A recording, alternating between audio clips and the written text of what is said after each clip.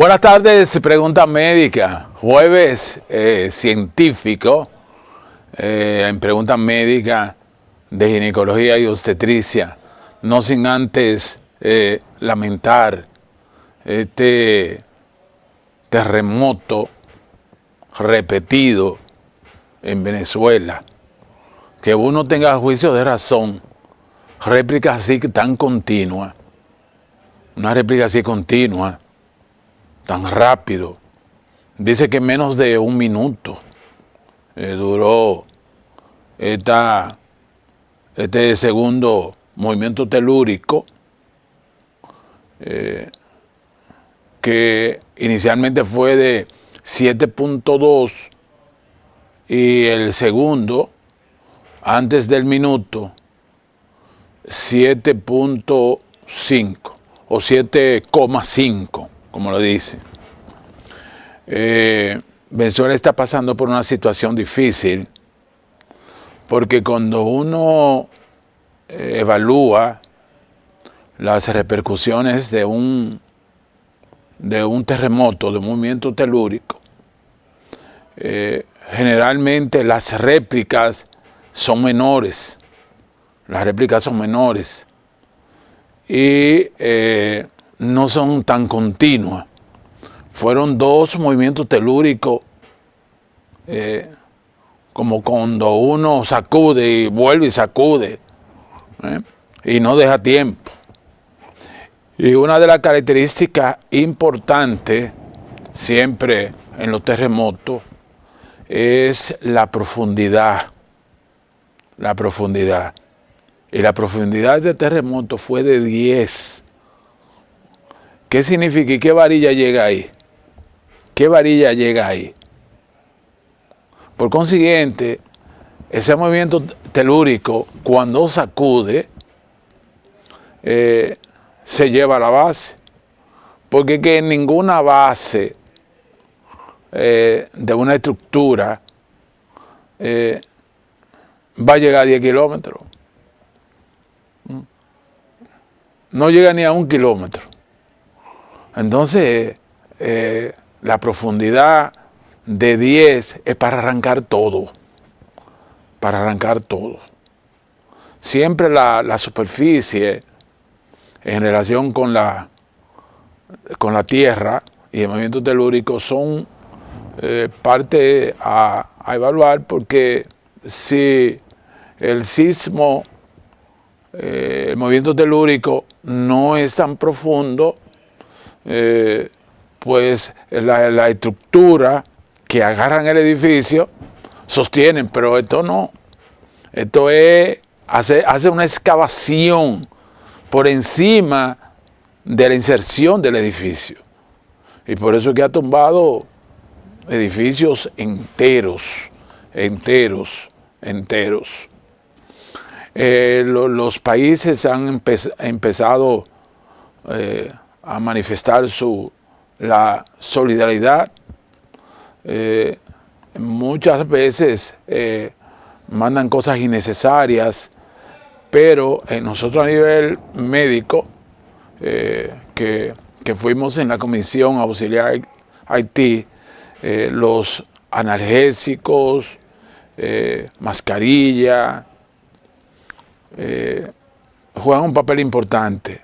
Antibióticos, ibuprofén, juegan un papel importante, vendaje, soluciones antisépticas, agua, y por consiguiente alimentos.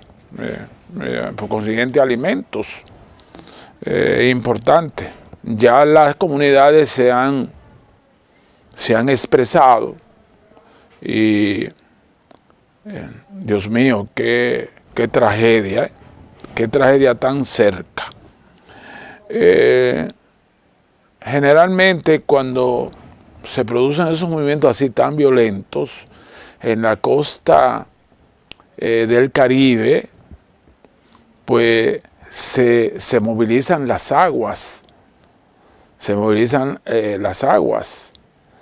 Y o sea que tiemblan las aguas. Entonces hay siempre el presagio de que pudiera ocurrir un tsunami, un tsunami. Pero a favor de que no ocurra son las horas que han pasado. Son las horas que han pasado, y ya esas aguas que fueron movilizadas por el terremoto han dado su cauce, porque los tsunamis casi no son predecibles, actúan de forma simultánea con el acontecimiento telúrico. O sea, la misma movilización que se produce en el agua se produce en la tierra, y entonces, ¡boom! Entonces, siempre hay ese error de anunciar tsunami 3 horas o 5 horas después. Lo que es improbable, porque las aguas agitadas se movilizan también,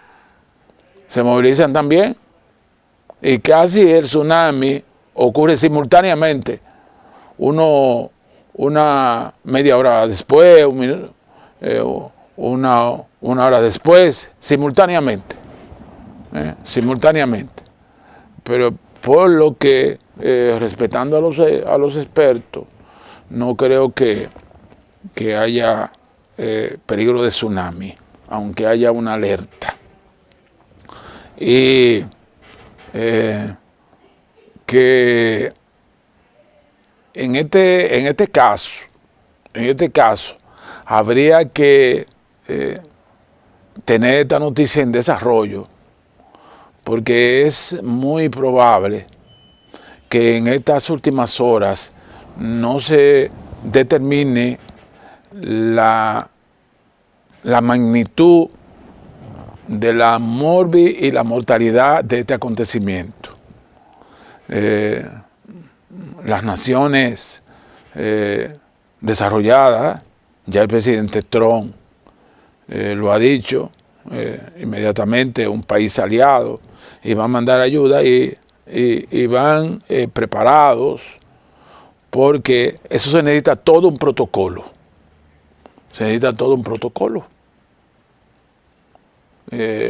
Para movilizar, porque es muy probable que dentro de ese edificio haya una persona viva, varias personas. Entonces, esa tarea toma tiempo, porque no es a movilizar,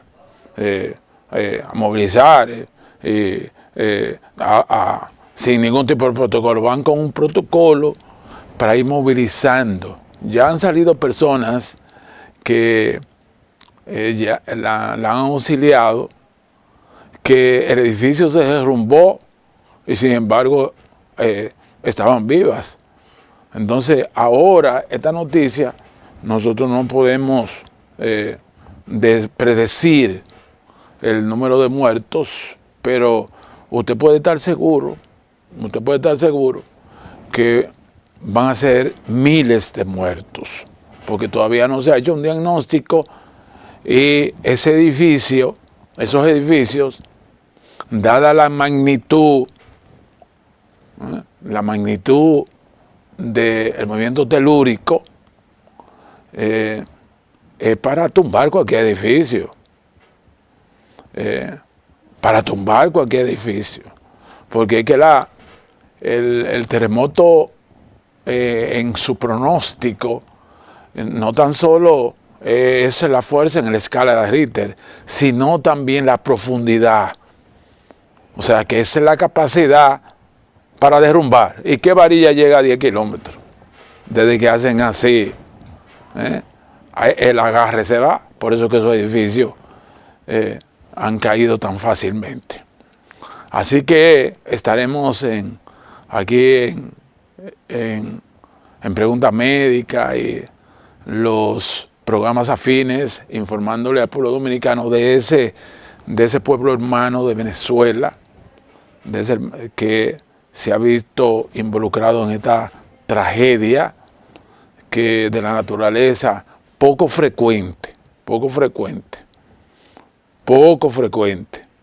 porque en una distancia del tiempo tan corta y la misma magnitud, eso yo no tenía conocimientos, aunque hay lugares ahí en Asia que han reportado similares terremotos, pero no en el mismo tiempo.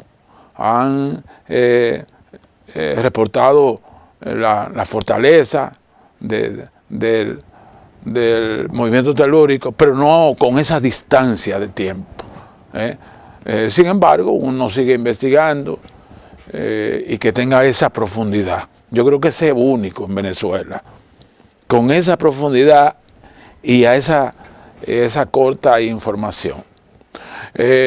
Otra información antes de entrar a la tarde científica de preguntas médicas, me dice: doctor, ¿qué usted opina de la muchacha que le ganó a Diana Espaillá?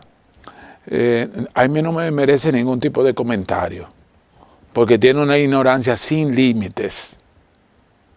Una ignorancia sin límites.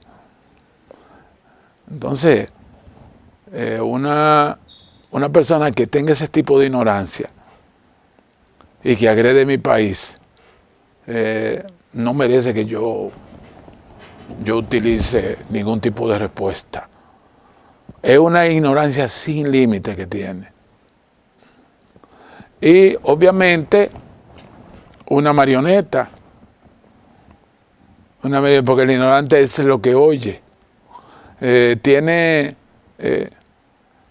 pensamientos encontrados, porque ella clama por la independencia de la Franja de Gaza,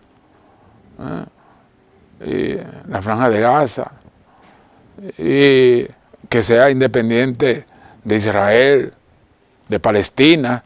Sin embargo, aquí está diciendo otra cosa. Que es más o menos compartir el mismo territorio. Entonces, una ignorante así no me merece comentario. Ha tenido que borrar muchas cosas porque no tiene ningún tipo de sensatez.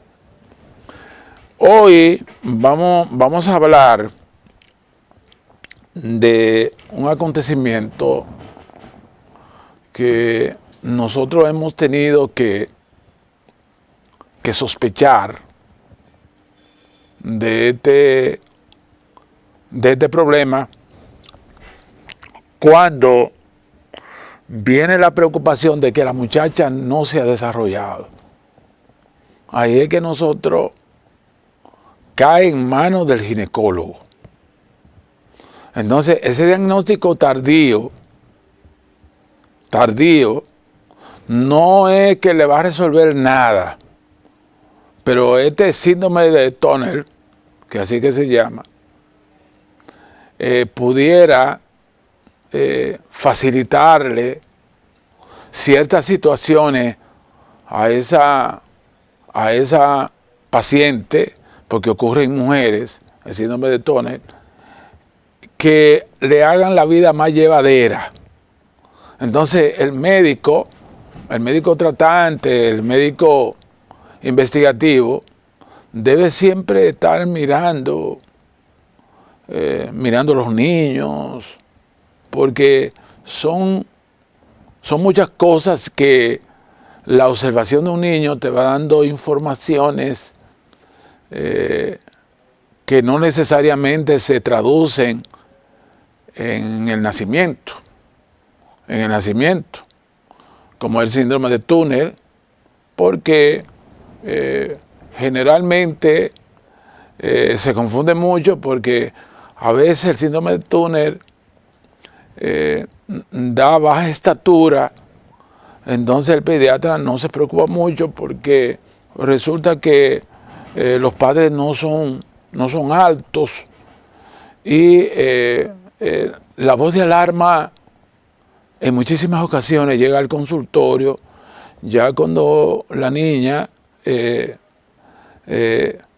está en su pubertad y que la pubertad, el desarrollo ha sido insuficiente, pero aquí vamos a dar el dato primero, que es el síndrome de Turner y cómo usted podría sospecharlo de forma temprana. Suéltame.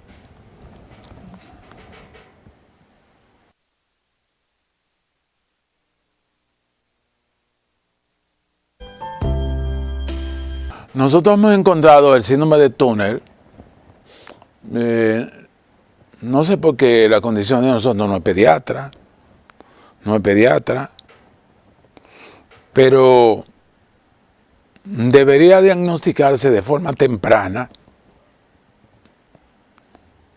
porque hay una serie de alteraciones que usted lo puede asociar, esas alteraciones, y llegar a la conclusión de que hay un síndrome de Turner. Y no necesariamente irse por la parte justificativa. ¿Qué es lo que es la parte justificativa? Ah, no, sus padres son chiquitos. Empiezan a buscarle justificaciones, pero la ciencia médica se basa en el análisis, en el examen, en la observación, es pragmática. Entonces, ese niño, esa niña, porque generalmente son del sexo femenino, síndrome de Turner, al nacer, quizá usted no puede darse cuenta, porque nace pequeñito, pero la diferencia del tamaño normal, la diferencia de tamaño quizás sean 2 centímetros, y por eso es que pasa inadvertido. 2 centímetros de crecimiento, menos, porque no es en la etapa de nacimiento que se van a evidenciar unos cambios que vamos a hablar. Pero primeramente, por definición, el ser humano tiene 46 cromosomas. Si es varón, tiene 46 cromosomas, de los cuales 2 son sexuales. En el niño, XY, y en la niña, XX. Son, o sea, 2 cromosomas sexuales, el varón, y 2 cromosomas sexuales, la hembra. A diferencia del varón, los cromosomas sexuales son XY en el varón y en la niña 2X. ¿Qué pasa en la niña? Que en vez de tener los 2 cromosomas sexuales, nada más tiene 1. Y como ella da XX, solamente entonces va a tener X0. Pero ¿cuánto problema produce eso, esa ausencia de ese cromosoma, que la niña debe ser XX? Entonces, al principio podría ser un nacimiento normal y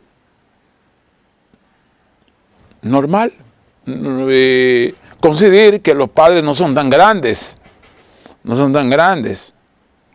pero la observación es determinante. Hay, aparte de esa medida insignificante, 2 centímetros, que tú lo puedes atribuir a la parte genética de los padres que no son tan grandes, hay lo que se llama linfedema. O sea, no aparece necesariamente, que es como una pequeña alteración a nivel de las extremidades inferiores. O sea, como que no es que tiene la piernita o los tobillos hinchados, sino que tiene como más hinchadita eso.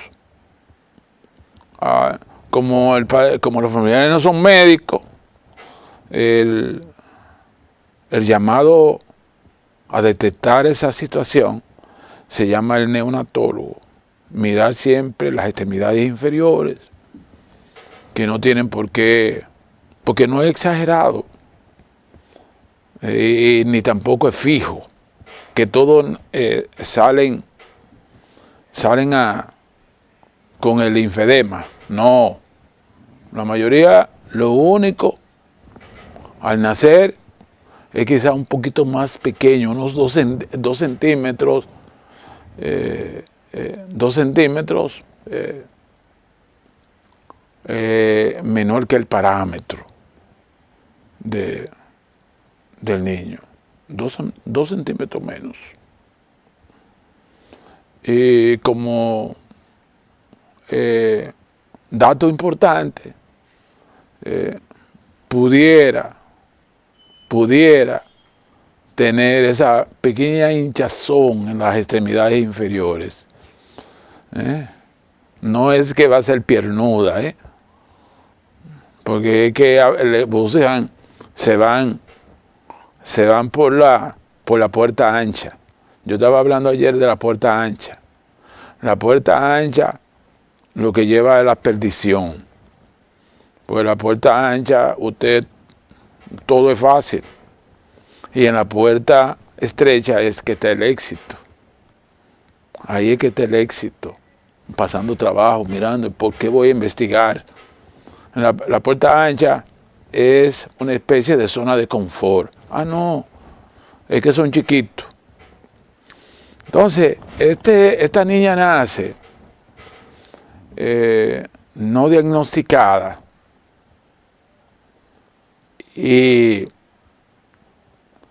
vienen los 2 años, vienen 2 años, quizá no ha advertido esos años,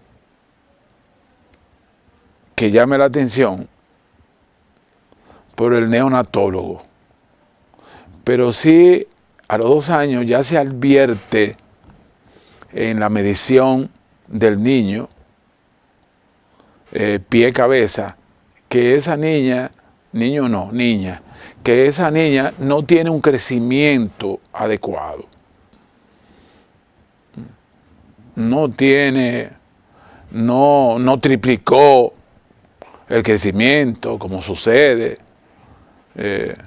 ni lo duplicó a los 6 meses, como que se está estancando en el crecimiento desde los 2 años. Y ahí es que es importante que se haga el diagnóstico, porque no es que van a curar la enfermedad, porque ya hay un problema genético. Nació con un cromosoma menos. No es que lo van a curar, pero sí en el Robert Reed hay un departamento de crecimiento de niños que no alcanzan la estatura por una enfermedad. Entonces, estos niños ingresarían en tratamiento de hormona del crecimiento. Entonces, pudieran una estatura de 35 centímetros, con esa hormona del crecimiento temprano, subía a 45, 50, y no ser tan pequeñito. Nada más aplicado a eso, pero esa es una estrategia desde el punto de vista visual. No es que va a resolver el problema, pero sí le va a dar unos 10 centímetros más con hormona del crecimiento. Entonces, concomitantemente con la hormona del crecimiento, usted va a mirar cierta característica del niño. A veces hacen estrabismo, meten el ojo o tienen toxis palpebral. O sea, usted se da cuenta como que el niño tiene dificultad para subir el párpado. Entonces se llama toxis palpebral. Y tiene las orejas más pequeñas. No se ponga a decir que el abuelo tenía las orejas más pequeñas. Tiene las orejas más pequeñas. Pero hay una característica indudable,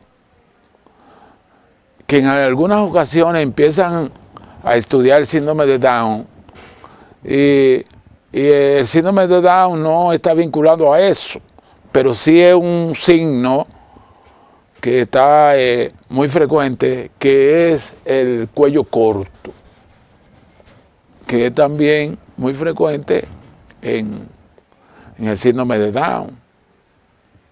Entonces ya el pediatra ya en este caso, porque pasó al pediatra, va sospechando y entonces puede aplicar esa hormona del crecimiento que el niño, la niña, no va a producir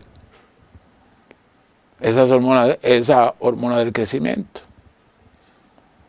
Entonces, ese tratamiento, usted mirando los signos, los ojos, la implantación de las orejas, ya usted tiene esos dos signos importantes. Y el importante también el signo de cúbito varo. Es decir, que cuando tú pones las manos hacia adelante, las manos se abren, porque tiene una torsión en el cúbito. Deja caer la mano, se abren. Cúbito varo se llama eso. Y en el cuarto metacarpiano de los dedos de la mano no tiene el nudillo. Pero que en medicina las cosas no se dan así, cierta por cierto. Yo recuerdo cuando me dieron la clase de fiebre reumática, que criterios mayores y criterios mayores, tantos criterios mayores, en medicina como que nos la ponían fácil, pero cuando usted tenía el paciente delante, entonces tenía un criterio mayor y el hermano no lo tenía, o tenía 3 mayores. Entonces, ¿qué pasa? Que uno ya en la docencia llegó a la conclusión, y lo dicen los médicos viejos, que en medicina 2 más 2 no son 4. Entonces, estos signos que sí deben tenerse en el síndrome de túnel pendiente,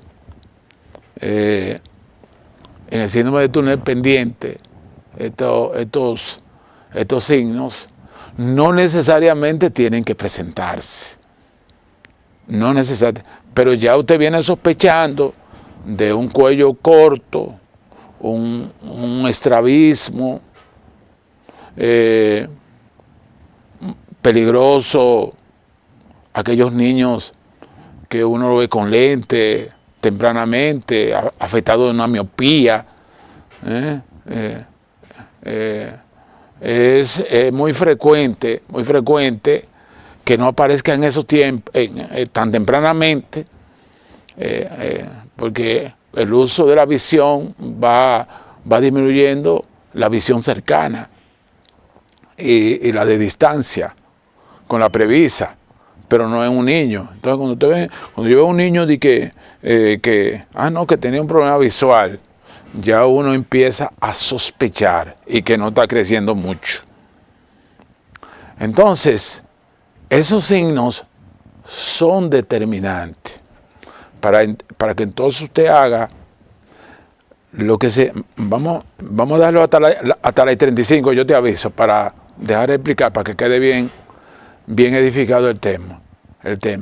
Entonces, tú empiezas a identificar el problema porque recuérdense que la pubertad, desarrollo de los órganos sexuales y de crecimiento, para que en un momento dado, ya a los 13 o 14 años, la jovencita se desarrolle. Es por eso que algunas pacientes teniendo ovarios muy pequeños, muy pequeñitos, pero que hicieron el diagnóstico temprano y le dieron hormonas del crecimiento, pueden alcanzar menstruaciones. Y hay otras que no le alcanza porque el diagnóstico se hizo tardío y no hay el tratamiento para que los ovarios, aunque sean de forma deficiente, empiecen a producir estrógeno, que es la hormona sexual principal de la mujer para desarrollarse. Entonces, es determinante el diagnóstico temprano, porque no es curativo, hay que decirle eso. Y generalmente estos pacientes van a tener una esterilidad e infertilidad, porque sus ovarios no producen el estrógeno y la progesterona. Pero sí podemos dar calidad de vida con cierto desarrollo de la secuencia y de la parte sexual de la joven, que eche algunos senos pequeños, que tenga algunas menstruaciones, en base a un diagnóstico temprano. Y para eso entonces viene lo que se llama la prueba del cariotipo, que hay un error ahí, que a veces le hacemos un cariotipo y no ponemos que el cariotipo debe repetirse en 10 y 15 secciones. Porque usted puede encontrar una célula normal, con sus cromosomas sexuales, y la normal no está ahí. Es decir, que usted tiene que estar en secuencia para hacer, no es de una sola muestra. El cariotipo en este caso. Recuérdense que las enfermedades son así. El médico tiene que concentrarse en la enfermedad. Decían los profesores de antes de la medicina que el que no piensa en la enfermedad no la diagnostica. Ahí siempre hay que aunque usted le diga negativo, usted tiene que pensar en la enfermedad, porque si usted la imagina, puede llegar a la conclusión de que esa enfermedad. Suéltame aquí en pregunta médica y regreso.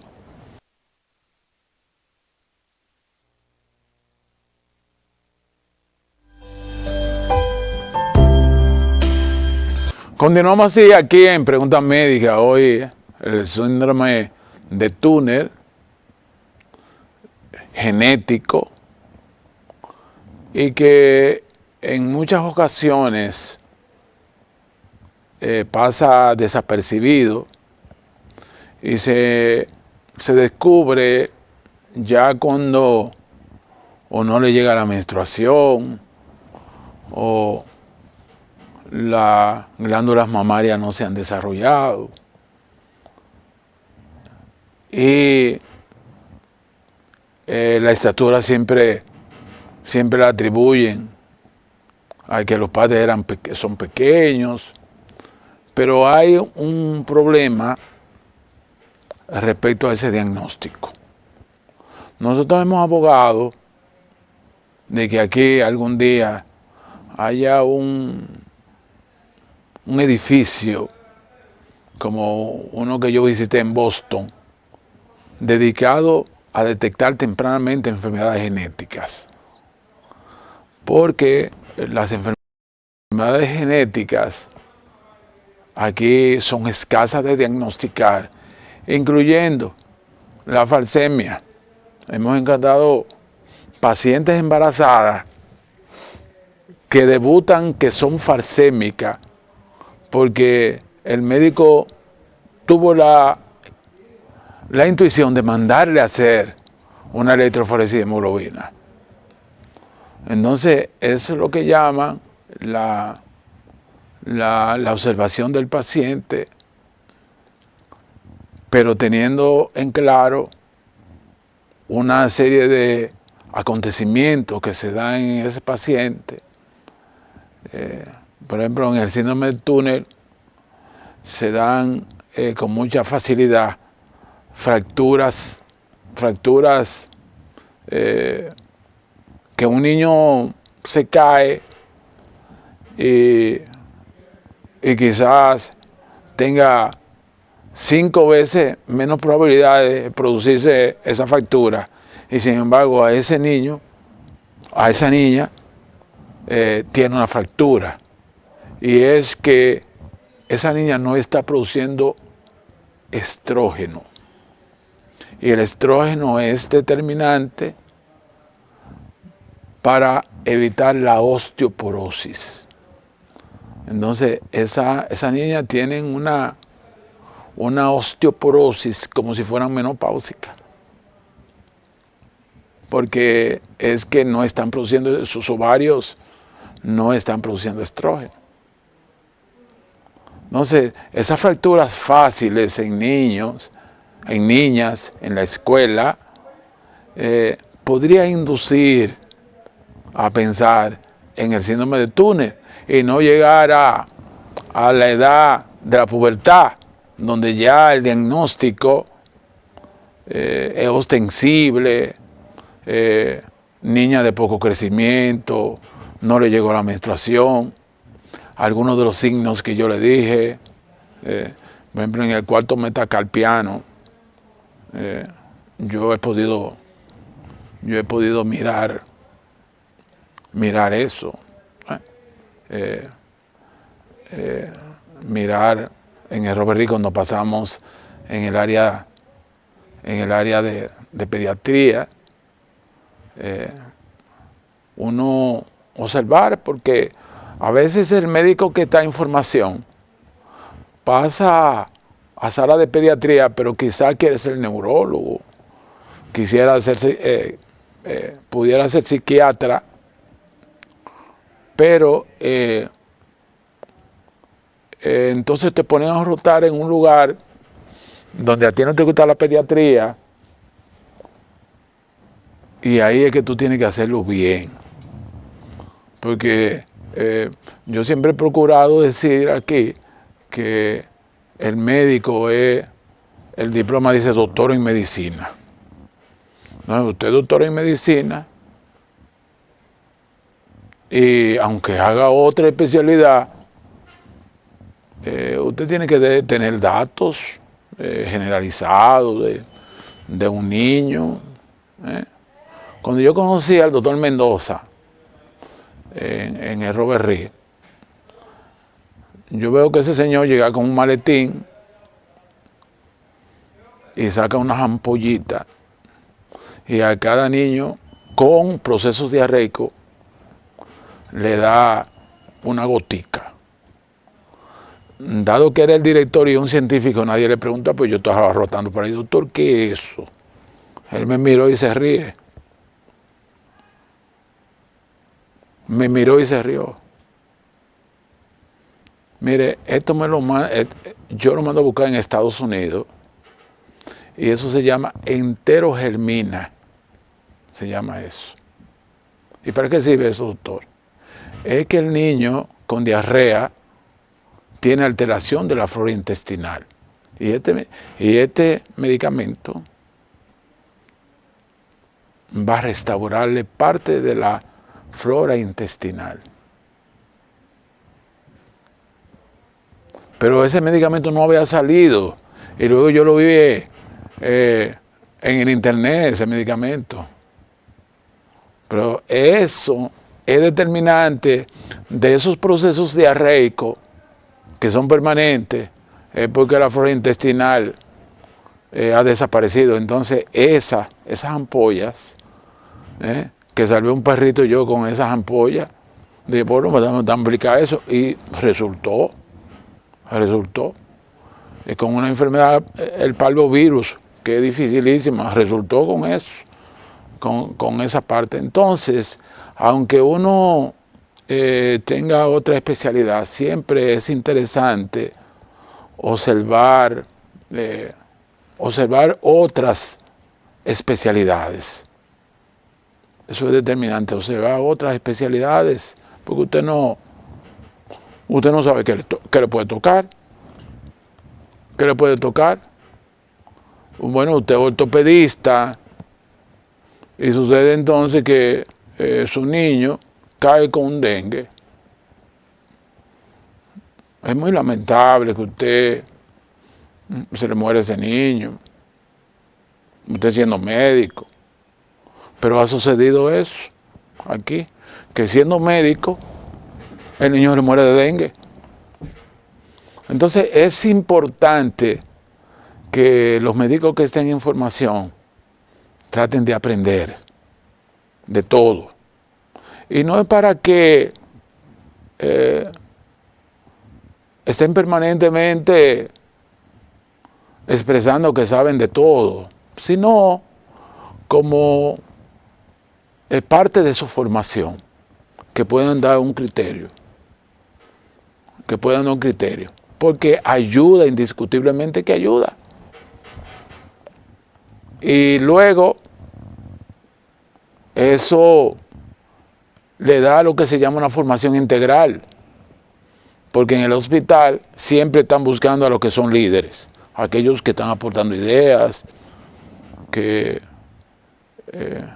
aquellos médicos que no se van por las multitudes, porque por donde se van las multitudes siempre hay problemas.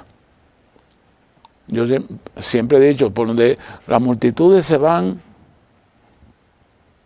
no se vaya por ahí, porque siempre están equivocadas. Váyase por donde no se van las multitudes. Porque entonces las multitudes parece que se van por la puerta ancha.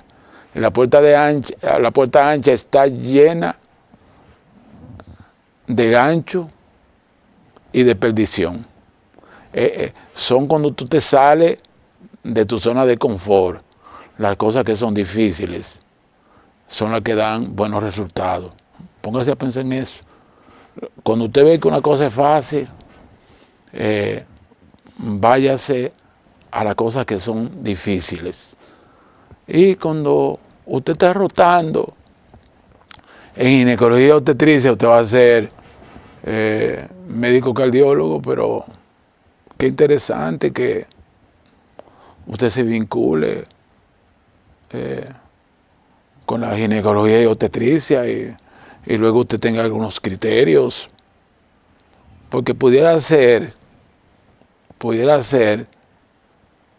que entonces usted estudie cardiología y le pongan una embarazada con un problema de cardiología, pero como usted rotó en esa área de obstetricia y usted no le prestó mucha atención porque usted va a ser cardiólogo, y resulta entonces que usted va a necesitar eso, que usted va a necesitar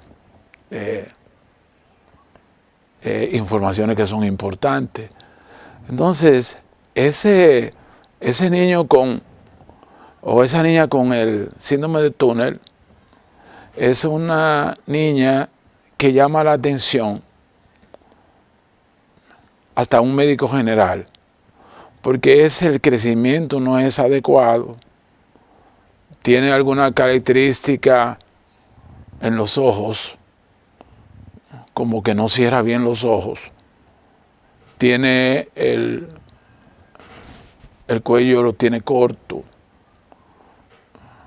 las orejas se la tiene pequeña, pero ya usted está, como decía Dioniso Soldevila, el que decían el ruso, el que no piensa en la enfermedad no la puede diagnosticar.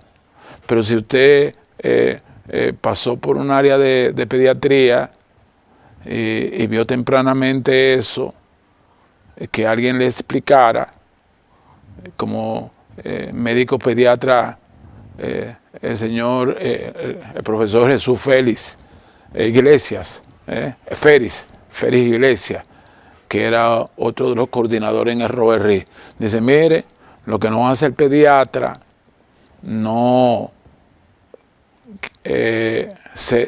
quizás no le va a interesar, pero sí es importante que tengan informaciones. Y eso provocaba que médicos que teníamos otra vocación por otras especialidades, pues nos integráramos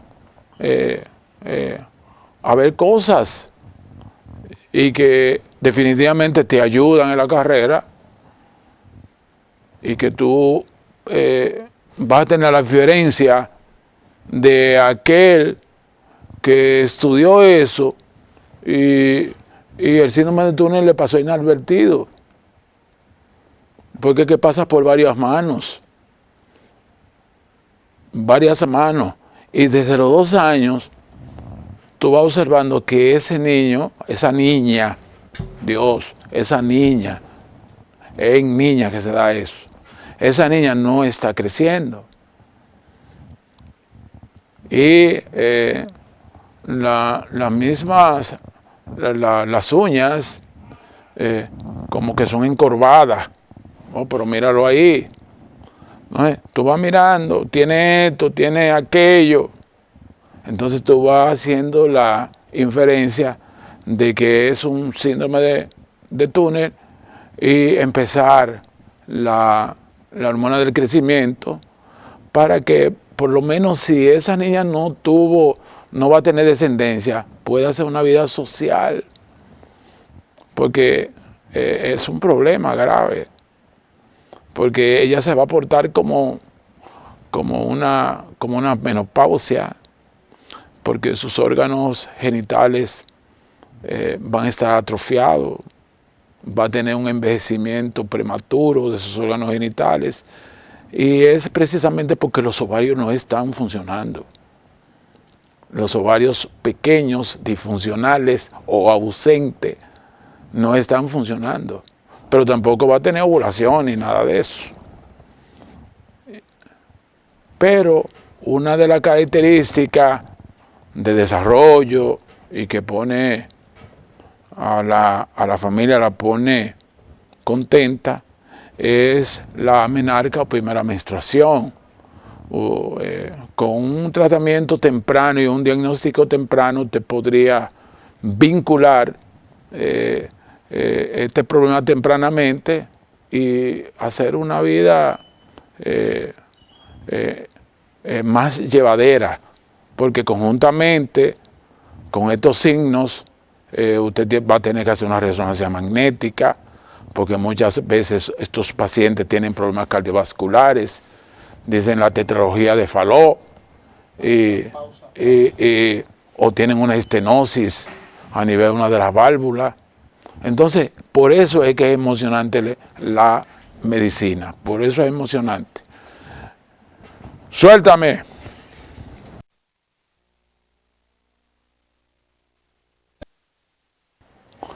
Entonces, el síndrome de túnel es multidisciplinario porque tienen que ir varios médicos. Al síndrome de túnel tiene que estar un cardiólogo porque hacen en enfermedades cardiológicas, hasta con hipertensión.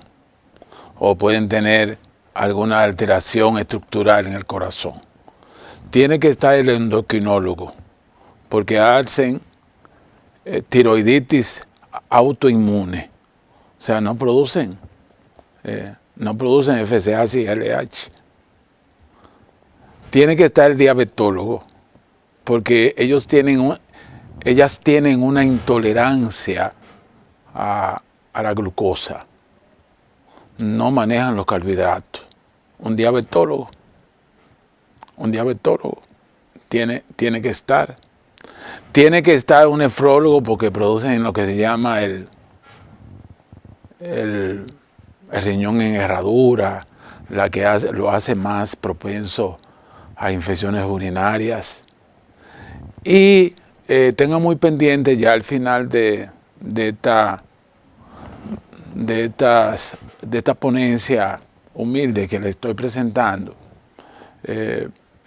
quizás no muy útil para ustedes, pero sí para fin educativo es importante que un tratamiento adecuado, temprano, no tan solo la podría ayudar en el crecimiento, sino a inducirle esa primera menstruación y hacerla más llevadera la vida. Pero al mismo tiempo, los estrógenos la ayudan desde el punto de vista de los huesos, porque los huesos se calcifican por la falta de estrógeno y son muy dados a la fragilidad y a la fractura. Por consiguiente, este síndrome de Turner están involucrados varios profesionales de la medicina: cardiólogo, endocrinólogo, diabetólogo, nefrólogo y hasta el dermatólogo, porque estos niños tempranamente hacen unos lunaritos, unos pequeños lunares en la cara en forma de ramillete que